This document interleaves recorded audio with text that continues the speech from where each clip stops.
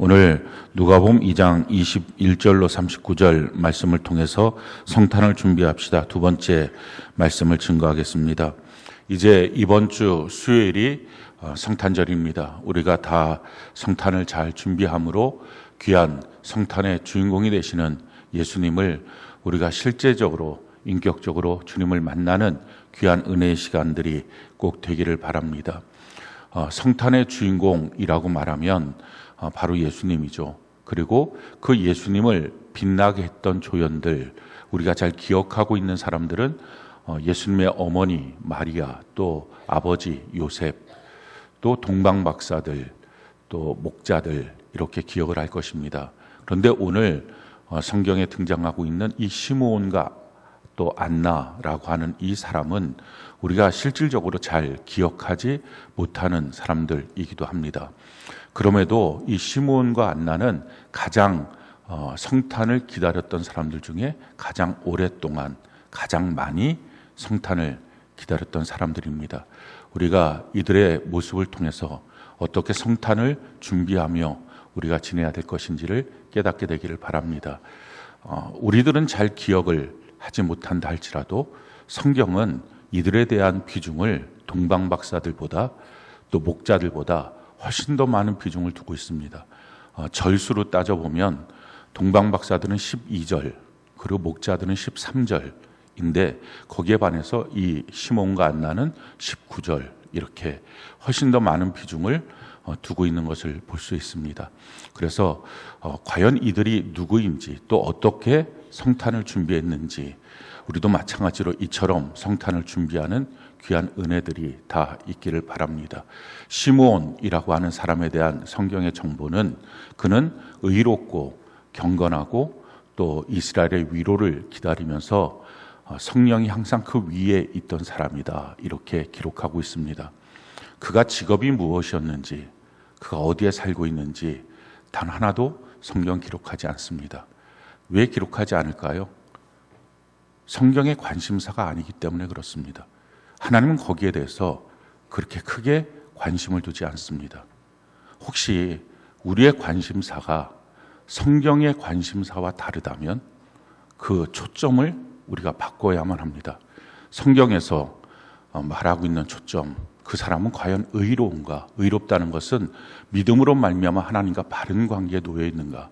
경건한 사람, 경건하다는 것은 그의 삶의 모든 영역에서 그는 진지하게 하나님의 말씀을 생각하면서 그렇게 하나님의 뜻대로 말씀대로 살려고 애를 썼던 사람, 또 이스라엘의 위로를 기다린 사람, 다른 어떤 정치인이나 경제나 사회 문화를 통해서 위로받는 것이 아니라 메시아를 통해서 예수님만이 우리의 위로가 되신다. 그래서 그 메시아를 기다렸던 사람, 성령이 항상 그 위에 있던 사람, 거기에 하나님의 관심이 있었다라는 것입니다.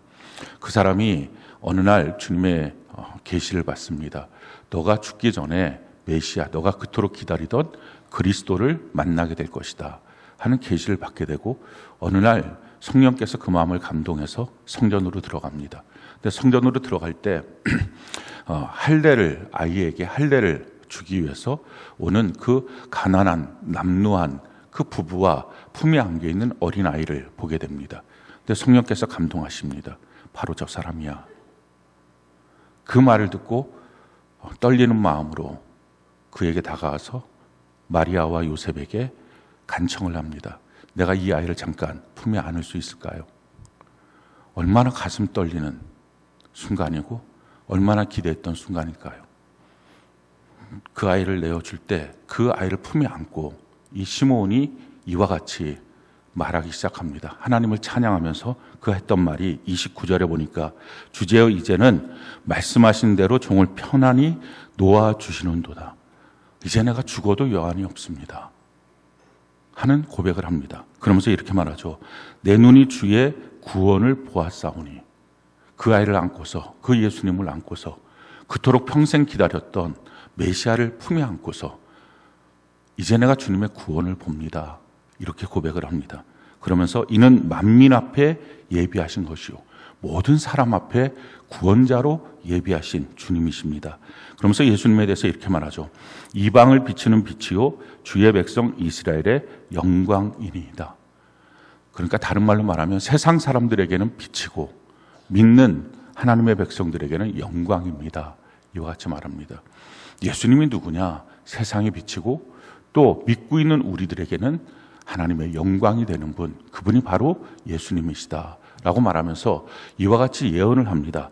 34절에 보니까 시몬이 그들에게 축복하고 그의 어머니 마리아에게 말하여 이르되 보라, 이는 이스라엘 중 많은 사람을 패하거나 흥하게 하며 비방을 받는 표적이 되기 위하여 세움을 받았고, 그러니까 예수님에 대해서 참 정확하게 예언을 합니다.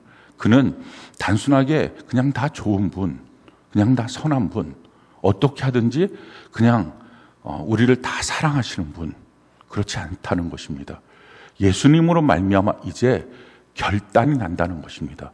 누구는 영원히 패하고 누구는 영원한 영광에 들어가고, 이런 완전히 갈림길에 서게 하시는 분, 그분이 바로 예수님이시다라고 지금 이 시몬이 예언을 하는 것입니다. 성경 그것을 우리에게 이와 같이 말씀합니다. 요한복음 3장 17절로 21절, 우리 같이 한번 한 목소리 한번 읽어볼까요? 시작. 하나님이 그 아들을 세상에 보내신 것은 세상을 심판하려 하심이 아니요 그로 말미암아 세상이 구원을 받게 하려 하심이라. 그를 믿는 자는 심판을 받지 아니하는 것이요 믿지 아니하는 자는 하나님의 독생자의 이름을 믿지 아니하므로 벌써 심판을 받은 것이니라. 그 정죄는 이것이니 곧 빛이 세상에 왔으되 사람들이 자기 행위가 악함으로 빛보다 어둠을 더 사랑한 것이니라. 악을 행하는 자마다 빛을 미워하며 빛으로 오지 아니하나니 이는 그 행위가 드러날까 하며 진리를 따르는 자는 빛으로 오나니 이는 그 행위가 하나님 안에서 행한 것임을 나타내려 함이라 하시더라. 예수님이 이 땅에 오신 건 사람들을 구원하기 위하여 오신 것입니다. 근데 사람들은 거기까지만 합니다. 근데 성경은 말합니다. 구원이라고 하는 말은 그 반대말로 심판이 있다는 것입니다. 다른 말로 말하면 구원받지 못한 모든 사람은 예수님이 옴으로 이미 심판을 받은 것이다 라는 것입니다. 마지막 그날 심판을 받는 게 아니라 이미 예수님이 오심으로 구원받을 자는 구원받았고 심판받을 자는 심판받았다 라고 성경은 선포합니다. 과거형으로 선포합니다. 예수를 믿는 자는 구원을 받고 예수를 믿지 않는 자는 이미 심판을 받은 것이다 라는 것입니다. 그렇다면 심판받은 자들은 무엇으로 알 수 있느냐? 그들은 빛 가운데로 나오지 않는다 하는 것입니다. 예수 믿기 싫어하고 자꾸 어둠 속에 있기 원하고 자기 홀로 고립되기 원하고 이미 이것은 그가 심판을 받은 거라고 하는 증명이다 라고 성경은 말합니다. 시몬이 예언한 것 그대로 그 예수님으로 말미암아 완전한 패하는 사람이 있고 완전히 흥하는 사람이 있다라는 것입니다. 오늘 우리도 예수님이 오심으로 우리 자신이 분별이 됩니다. 내가 구원받은 백성인지 내가 이미도 심판받은 백성인지 우리가 충분히 알 수 있다는 것입니다. 내 스스로가 속이지 않으면, 잘못된 지식으로 내 스스로가 오염되어 있지 않으면 우리가 분명하게 알 수 있는 것입니다. 그러면서 시몬이 이와 같이 마리아에 대해서 예언을 합니다. 또 칼이 내 마음을 찌르듯 하리니 이는 여러 사람의 마음의 생각을 드러내려 함이라. 예수님을 품고 예수님을 믿는 사람들에 대해서는 항상 형통하고 기쁘고 행복하고 그렇지가 않고 칼이 너 마음을 찌르는 때들이 종종 있을 것이다 라는 것입니다. 예수 믿는 길 우리 정확하게 알아야 됩니다. 우리 안에 예수님이 있기 때문에 칼이 우리 마음을 찔러서 우리 자신이 깨어지는 때들이 종종 있다는 것입니다. 왜 그런 일들이 있을까요? 성경 그것을 우리에게 이와 같이 말씀하죠. 고린도후서 4장 7절로 10절 같이 한번 목소리 한번 읽어볼까요? 시작. 우리가 이 보배를 질그릇에 가졌으니 이는 심히 큰 능력은 하나님께 있고 우리에게 있지 아니함을 알게 하려 함이라. 우리가 사방으로 우겨쌈을 당하여도 쌓이지 아니하며 답답한 일을 당하여도 낙심하지 아니하며 박해를 받아도 버림받지 아니하며 거꾸로 트림을 당하여도 망하지 아니하고 우리가 항상 예수의 죽음을 몸에 짊어짐은 예수의 생명이 또한 우리 몸에 나타나게 하려 함이라. 우리는 질그릇인데 이 질그릇 안에 보배 되신 예수님을 품고 있다는 것입니다. 칼이 내 마음을 찌르듯 하는 그 깨어지는 현장들이 왔을 때 우리 안에 있는 예수님이 나타납니다. 그래서 우리 주변이 저 안에 예수님이 계시는구나, 저 사람 정말 다르구나 하는 것을 볼 수 있다는 것입니다. 근데 어떤 사람들은 자기 자아가 깨지는 걸 너무 싫어합니다. 자존심이 너무 강하고 고집이 너무 세고, 그 사람은 강한 사람이 아니라 그 안에 아무것도 없이 그게 전부인 사람입니다. 예수 믿는 사람은 자기 자아를 파쇄할 줄 압니다. 깨어질 줄 압니다. 왜? 우리 안에 예수님이 계시니까. 내가 깨지면 깨질수록 예수님이 드러나기 때문에 그런 삶을 우리가 살게 된다는 것입니다. 우리가 시몬을 통해서 깨닫게 되는 것, 예수님을 기다린다는 것, 예수님을 믿는다는 게 무슨 말이냐? 그것은 하나님과 같은 시각으로 우리가 바뀌어지는 것입니다. 우리의 시각이 세상의 시각과 같다면 그것이 성경의 시각으로 바뀌어져야 합니다. 하나님이 관심 없는 것, 혹시 그것에 너무 많은 관심을 쓰고 있습니까? 직업이 뭐냐? 어디에 사느냐? 뭐 하며 사느냐? 성경은 거기에 대해서 관심 없습니다. 하나님은 거기에 대해서 관심 없고 그게 구원하고도 전혀 상관없습니다. 혹시 그걸로 이 연말연시 온통 여러분들의 관심이 집중되고 있습니까? 그 관심을 바꿔야 예수님을 만납니다. 성탄의 주님을 만나는 것, 우리가 주님과 같은 시각이 돼야 합니다. 성경의 시각은 그가 얼마나 믿음으로 하나님과 바른 관계에 놓여 있는가, 그가 얼마나 하나님의 말씀을 진지하게 믿으며 그래서 삶을 살아갈 때 하나님의 생각을 깊이 하면서 삶을 살아가는가, 얼마나 주님을 만나기를 기대하고 주님만이 나의 위로가 되십니다, 이와 같은 고백으로 살고 있는가, 그래서 항상 성령의 충만한 가운데 살기를 기대하고 있는가, 이것이 관점이다라는 것입니다. 성경이 우리에게 이와 같이 말씀을 합니다. 요한계시록 3장 14절 12절 같이 한번 한 목소리 읽어봅시다. 시작. 라오디게아 교회에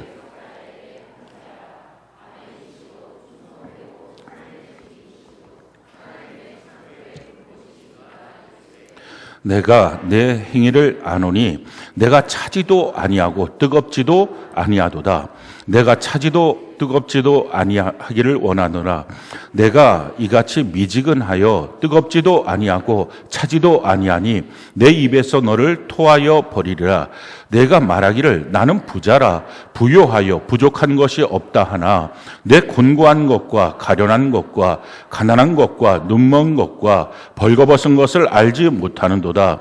내가 너를 권하노니 내게서 불로 연단한 금을 사서 부요하게 하고 흰 옷을 사서 입어 벌거벗은 수치를 보이지 않게 하고 안약을 사서 눈에 발라 보게 하라. 무릇 내가 사랑하는 자를 책망하여 징계하노니 그러므로 내가 열심을 내라 회개하라. 볼지어다 내가 문 밖에 서서 두드리노니 누구든지 내 음성을 듣고 문을 열면 내가 그에게로 들어가 그와 더불어 먹고 그는 나와 더불어 먹으리라. 이기는 그에게는 내가 내 보좌에 함께 앉게 하여 주기를 내가 이기고 아버지 보좌에 함께 앉은 것과 같이 하리라. 귀 있는 자는 성령이 교회들에게 하시는 말씀을 들을지어다.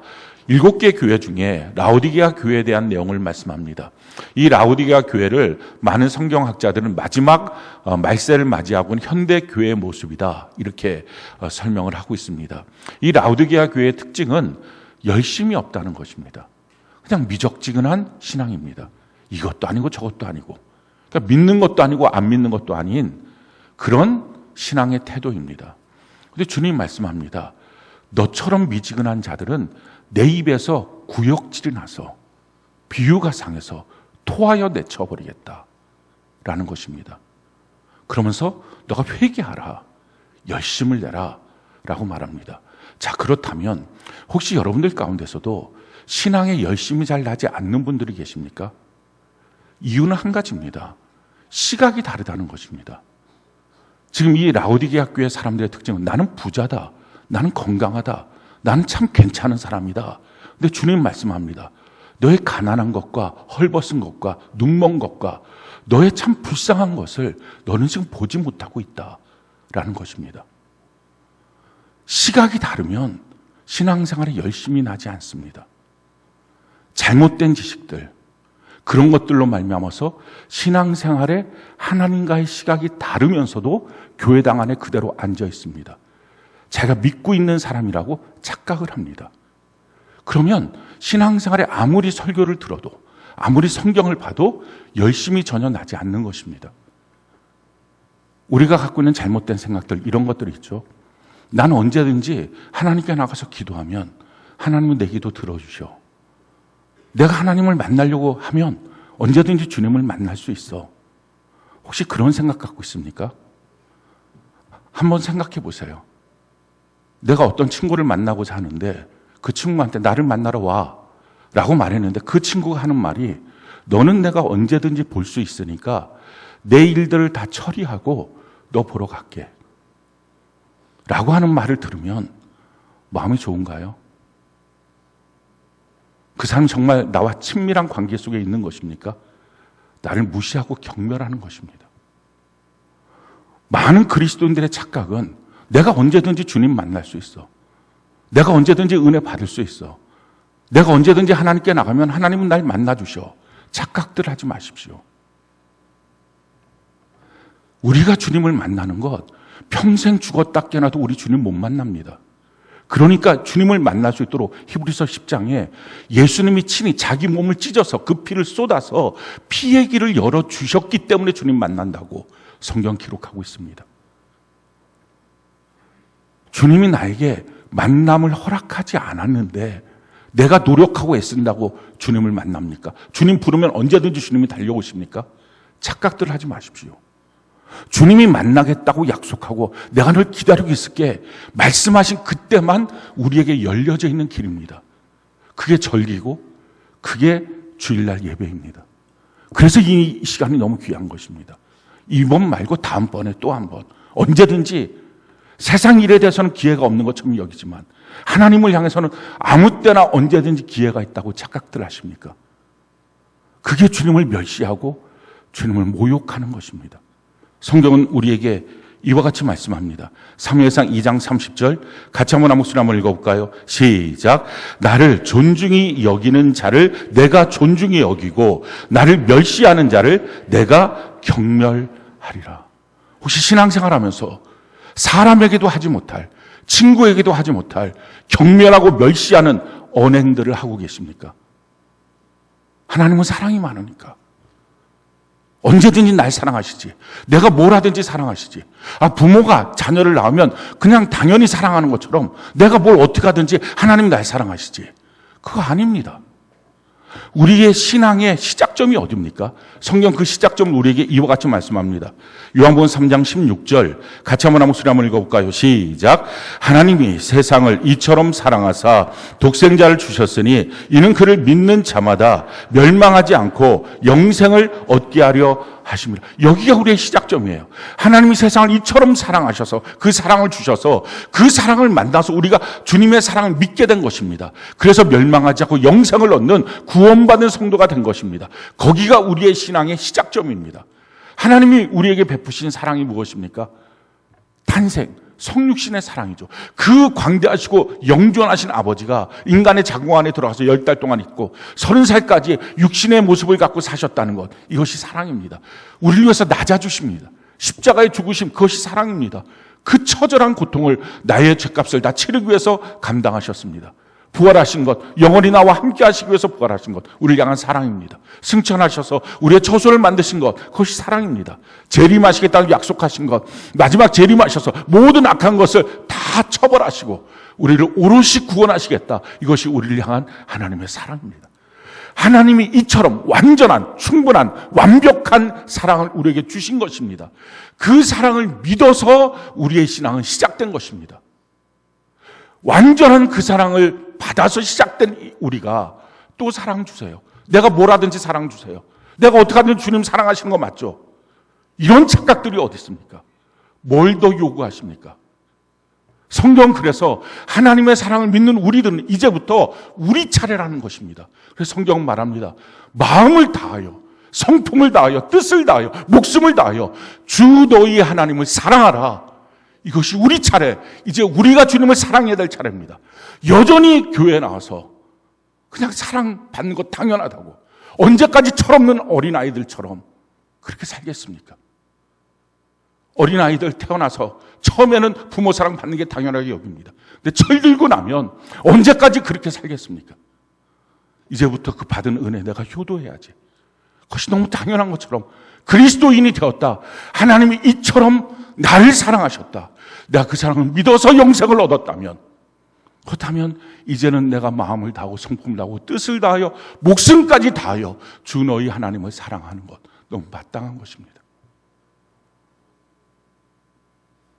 그렇게 우리가 주님을 사랑하는 것 마땅함에도 불구하고 하나님 거기에 한 걸음에 더 은혜를 부어주십니다. 주님이 이렇게 우리에게 말씀하시는 거죠.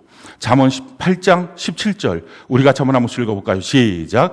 나를 사랑하는 자들이 나의 사랑을 입으며 나를 간절히 찾는 자가 나를 만날 것이니라. 그렇습니다. 우리가 주님을 사랑하면 그냥 그것이 너무 당연한데, 주님은 우리를 사랑하시니까 우리는 내가 너를 더 사랑할게, 내가 너와 동행할게, 내가 너를 친밀하게 여겨줄게 라는 것입니다. 여러분, 신앙생활 착각하지 마십시오. 그냥 내가 내 맘대로 해도 되는 것처럼, 교회생활 내가 내 맘대로 해도 되는 것처럼, 내가 그냥 믿고 싶은 대로 믿어도 되는 것처럼, 그렇지 않습니다. 성경대로 말씀대로 믿는 것입니다. 예수님이 어떻게 하셨습니까? 태어나신 것도 성경대로 태어나셨어요. 그리고 8일 만에 할례를 받으시는 것도 성경의 율법대로 할례를 받으십니다. 오늘 성경을 한번 볼까요? 21절부터 24절까지 우리 같이 한번 목소리 한번 읽어볼까요? 시작. 할례할 8일이 되매 그 이름을 예수라 하니 곧 잉태하기 전에 천사가 일컬음 바라라. 모세의 법대로 정결 예식의 날이 참에 아이기를 데리고 예루살렘으로 올라가니 이는 주의 율법에 쓴 바 첫 해 처음 난 남자마다 주의 거룩한 자라 하리라 한 대로 아기를 주께 드리고, 또 주의 율법에 말씀하신 대로 산비둘기 한 쌍이나 혹은 어린 집비둘기 둘로 제사하려 함이더라. 처음부터 8일 만에 할례를 받는 그 율법 그대로 예수님이 지키십니다. 그리고 나서 39절 같이 한번 한 목소리 읽어볼까요? 시작. 주의 율법을 따라 모든 일을 마치고 갈릴리로 돌아가 본 동네 나사렛에 이르니라. 그 하나님의 말씀 그대로 다 지키며 사셨습니다.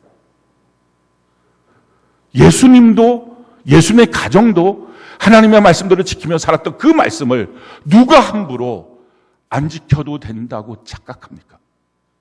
함부로 하나님을 믿어도 믿는 거라고 착각합니까? 우리 정말 정신 똑바로 차리고 제대로 예수 믿어야 합니다. 왜 살아계신 하나님을 못 만나나요? 왜 예배를 드리면서 그 살아계신 하나님의 은혜와 그 권능과 그 사랑과 그 궁유를 왜 느끼지 못하고 받지 못할까요? 말씀대로 하지 않으니까요. 자기 마음대로 하니까요. 자기가 하고 싶은 대로 하니까요. 우리가 누군가를 만나고 싶을 때 그가 써준 약도대로 찾아가지 않고 내 마음대로 간다면 평생 가도 그를 만날 수 있겠습니까? 신앙생활 마음대로 하고 자기 하고 싶은 대로 하고 교회 나와서 하나님 날 사랑하시죠. 언제든지 주님은 사랑이시니까 날 사랑하시죠. 이 철없는 소리 이제 하지 마십시오. 내가 언제든 주님 만나려면 만날 수 있다. 뭐 이번 주 아니면 다음 주지. 뭐 이번에 안 하면 다음번에 해도 되지. 봉사도 이번에 못하면 뭐 다음번에 해도 되지. 그 다음번이라는 기회가 과연 찾아올 수 있을까요? 하나님을 경멸하고 멸시하면 하나님도 그를 멸시할 것이다. 하나님을 멸시한 그가 어떻게 하나님을 만나고 신앙생활하고 그가 어떻게 천국 갈 수 있습니까? 시므온처럼 사람들이 그 직업이 뭐냐 수없이 물어봤을 수 있습니다. 아무 상관없다는 것입니다. 어디에 샀냐? 수없이 물어봤을 수 있습니다. 그게 무슨 관계가 있느냐? 아무 상관도 없다고 했습니다. 난 하나님 앞에 믿음을 갖고 바른 관계로 쓸 것이다. 난 하나님의 말씀을 진지하게 붙잡고 날마다의 삶 속에 그 말씀을 이루며 살 것이다. 오직 주님만이 나의 위로가 되시고 나는 성령을 붙들고 살겠다 했던 그 사람, 그가 예수님을 만난 것입니다. 누구든지 주님을 만날 수 있지만 아무나 만날 수 없습니다. 누구든지 예배당을 들어올 수 있지만 아무나 천국 갈 수는 없습니다. 아무나 인격적인 예수님 실제로 만날 수는 없습니다. 사랑하는 성도 여러분, 성경을 잘 보십시오. 예수님을 만났던 사람 중에 아무 수고도 없이, 아무 열심도, 아무런 경외심도 없이 예수님을 만났던 사람이 과연 누가 있습니까? 마리아, 평생에 더러운 여자라고 하는 오명을 들으면서 그 순결한 여인이 평생 그렇게 살았습니다.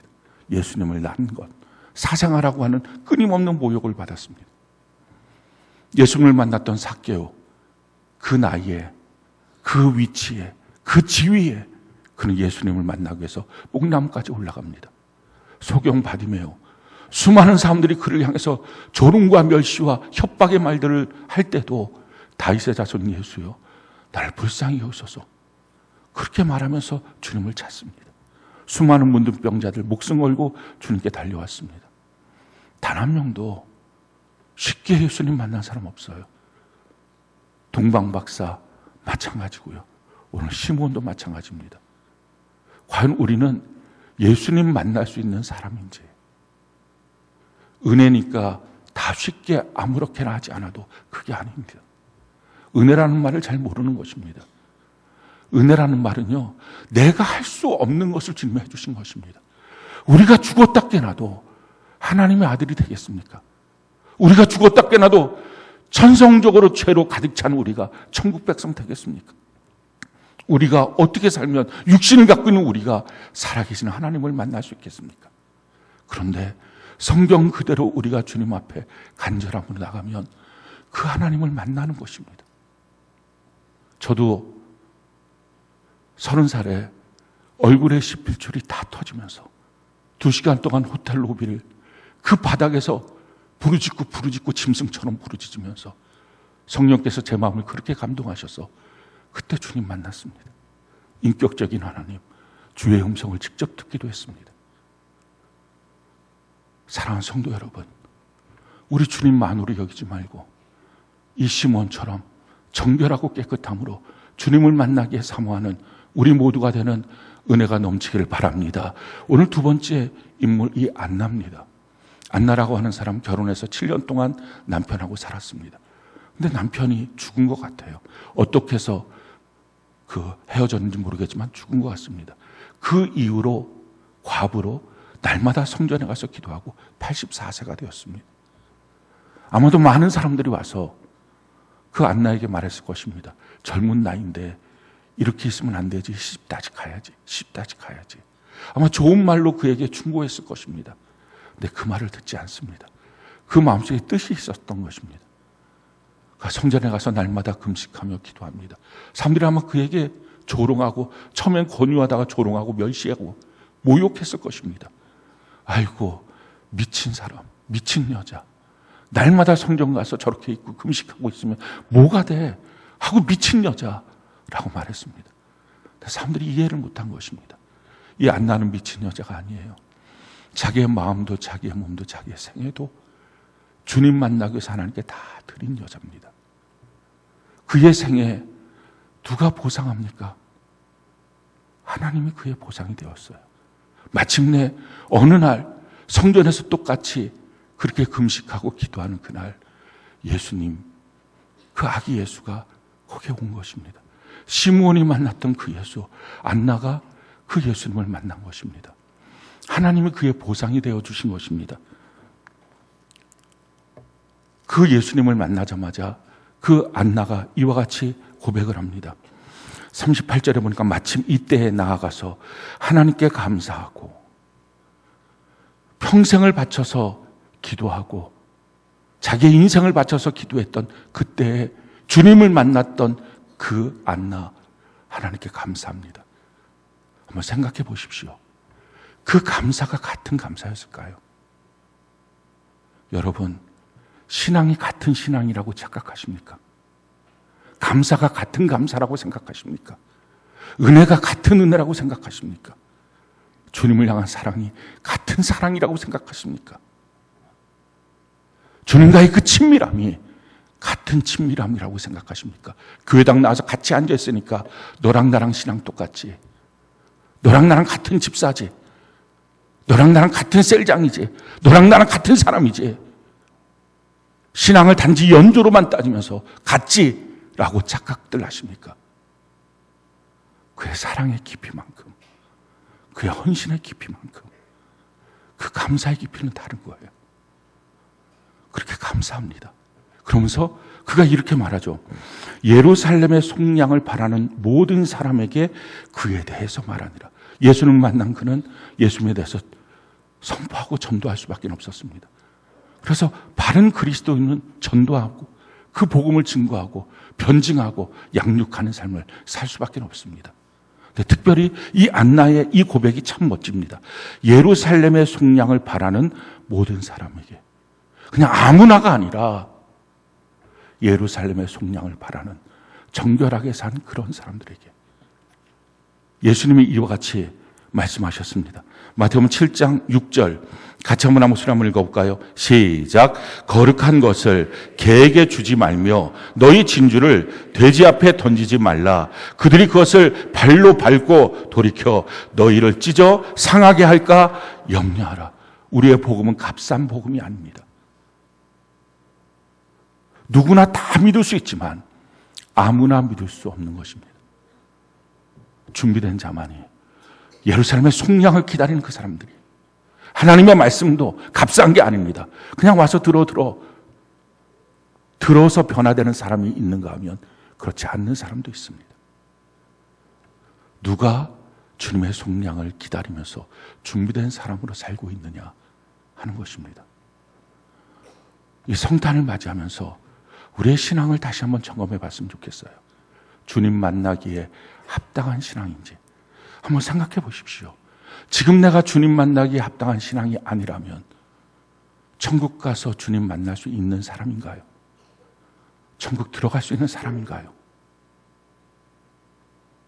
지금도 못 만나는 주님, 죽으면 천국 갈 수 있나요?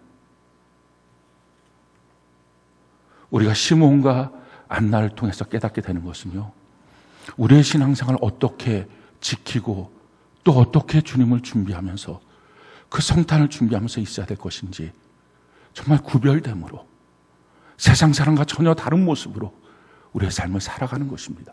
성경은 우리에게 이와 같이 말씀합니다. 말라기 3장 13절로 18절 우리가 한번 목소리 한번 읽어볼까요? 시작.